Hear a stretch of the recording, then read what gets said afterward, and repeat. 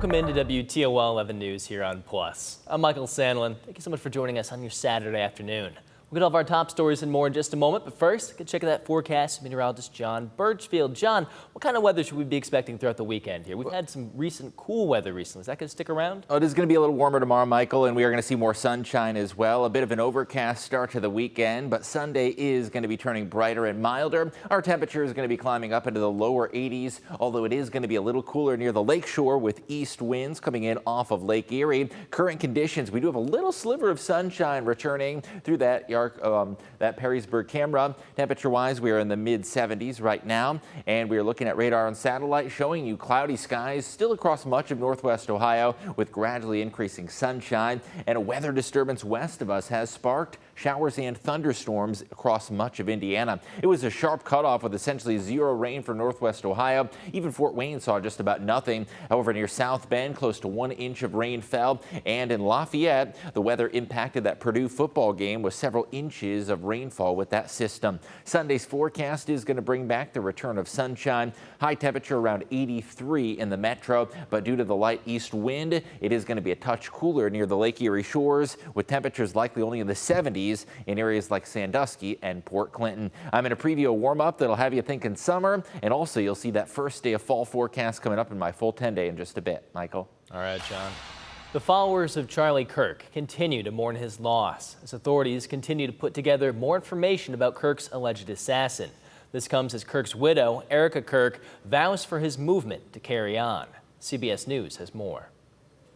3 days after the shooting death of political activist Charlie Kirk, his followers continue to mourn his passing. Good evening.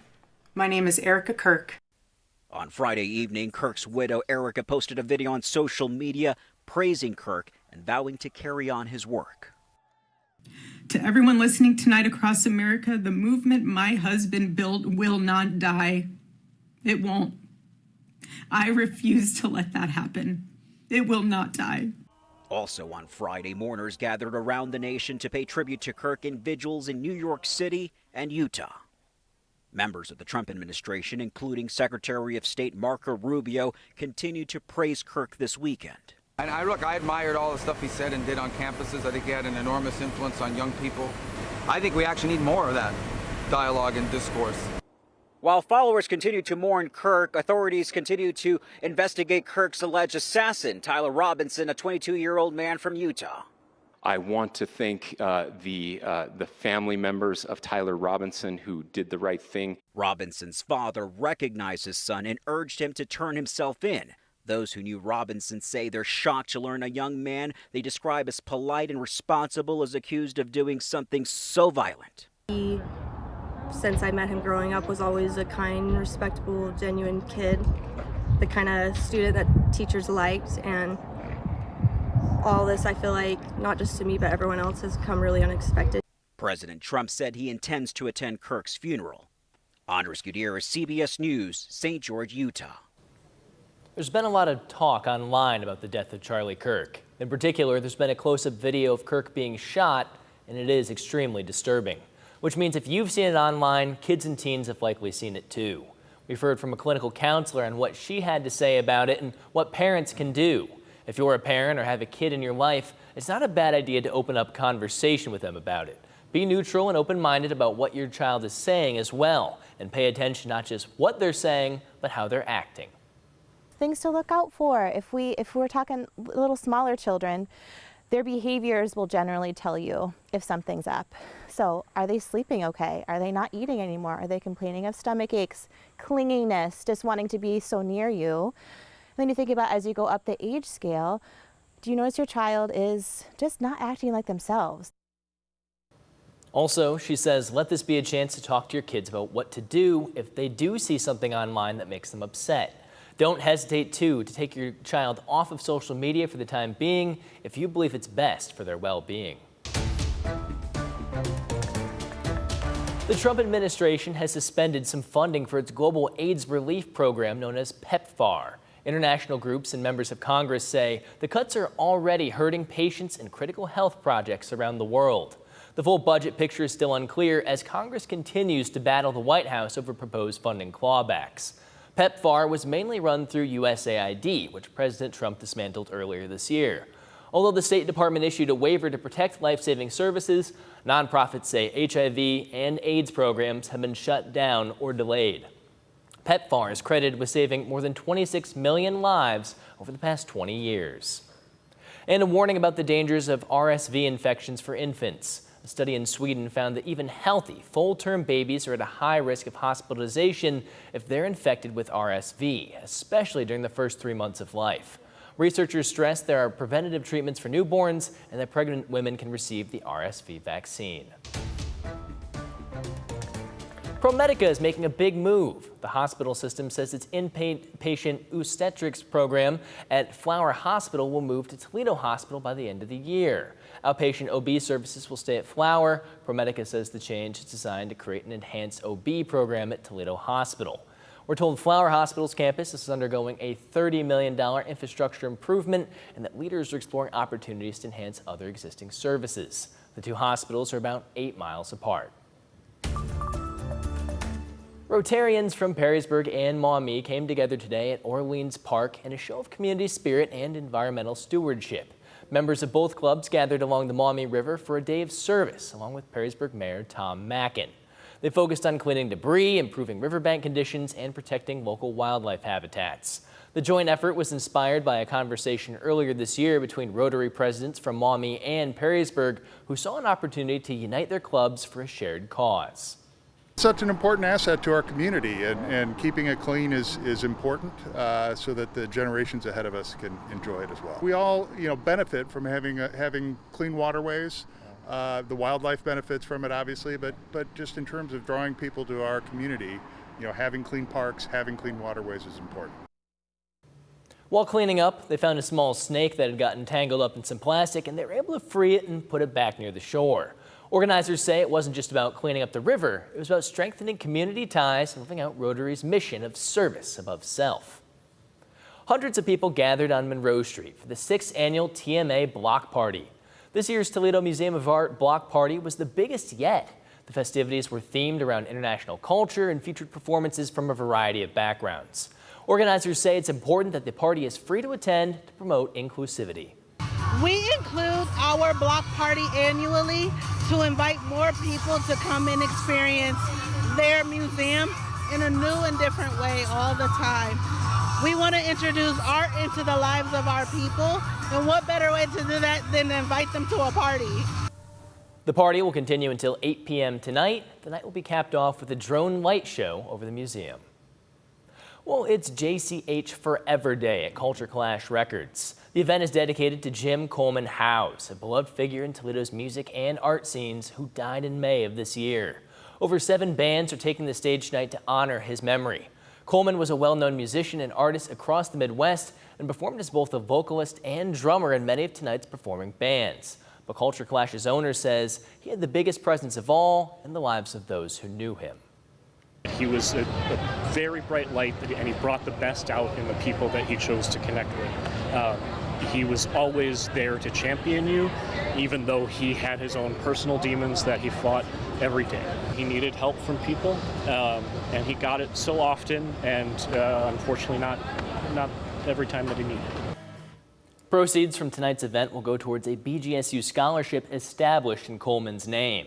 Representatives from NAMI and Equality Toledo will also be on site. The event runs until 8 p.m.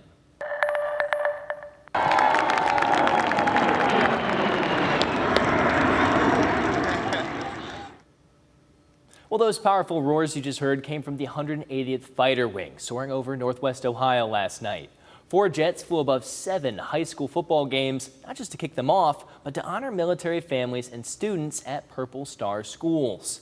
One of the 4 pilots in the flyover was Captain TJ Pozik-Kopik, a 2009 graduate of Maumee High School. For many in the crowd who remembered him from his school days, it was a moment of pride and celebration. WTOL's Silver Barker has more. At the start of every high school football game, there's the familiar Pledge of Allegiance. But what came next at Maumee's game was anything but ordinary. I just thought it was really cool. It happens at college and pro games. It's not very often at a high school event that you're going to have a flyover.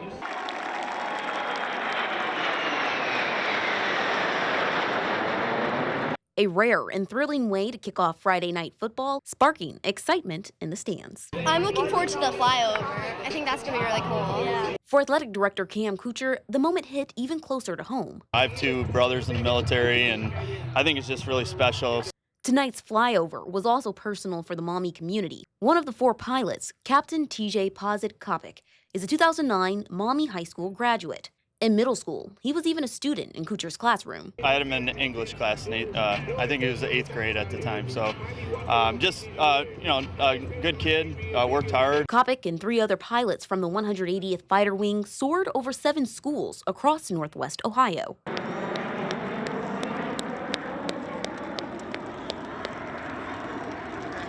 And for those with a military background, the display carried a deeper meaning. I think it's a great opportunity for the general public to see something this close and how much they're part of our community. Military members also joined in the game's coin toss, including Jamie Burson, a first class at the 180th. I don't know anything about football. I'm just happy to be here, right? Hoping for a win. That was our Silver Barker reporting. Many of the military members we spoke with also worked at the school, including one of the athletic trainers. Maumee is a Purple Star school, meaning it shows a major commitment to students and families connected to our nation's military. Want to see more breakdowns of viral trends and 60-second stories? Check out our WTOL 11 social media pages on YouTube, TikTok, and Facebook. But first, let's go ahead and get a check of our full forecast with meteorologist John Birchfield. Hey, John. Thanks, Michael. It's been a bit of an overcast start to the weekend, but I can guarantee a little more sunshine, brightening up your day on Sunday. It is going to be a milder and brighter conclusion to the weekend with high temperatures up in the 80s and a mainly sunny and dry setting. It is going to be a little cooler near the Lake Erie shores and warmer south and west. Due to the thicker blanket of clouds, temperatures have struggled to warm up, only reaching about 77 in Lucas and Wood counties. South towards Putnam County, perhaps a little bit of sunshine lifted those highs to the lower 80s. And you will notice mostly cloudy skies still prevailing across the region, although not a drop of rain to go along with those clouds. Looking to the west of us, there was a weather disturbance that moved through the Hoosier State as showers pushed from Indianapolis and Lafayette down towards Cincinnati, and some of those thunder showers impacted the Purdue game in West Lafayette, causing a delay by over 3 hours with those thunderstorms pushing through the region, and those showers now sliding off towards Indy and exiting in the southern part of the state. Unfortunately, they're basically moving north to south, so no local impacts or rainfall is anticipated. Not a drop of rain locally, but looking west of the state line, folks in western Indiana received several inches of rain with reports up to and around 3 inches. We could really use the rain. The latest drought monitor shows expanding moderate drought conditions, and there is a decent chance that drought grows and worsens in the next week without a drop of rain in sight. Moderate drought is in effect from Lucas County down towards Hancock, over towards Williams and Defiance counties, and down into Van Wert County as well. And we have new drought monitor information each and every Thursday, so stay tuned to the WTOL 11 weather team for updates on the drought monitor. Rest of the evening, dry and mostly cloudy with showers staying west of the state line. The clouds are gradually going to thin out overnight, and I do expect gradually increasing sunshine for your Sunday. It is going to be a brighter and milder day, although there is going to be an east breeze, and that wind off the lake contributes to a cooler setting near the lake shore. Waking up, we're going to be in the 50s, but look at those afternoon temperatures. 74 in Port Clinton. Could be a cooler day in Sandusky.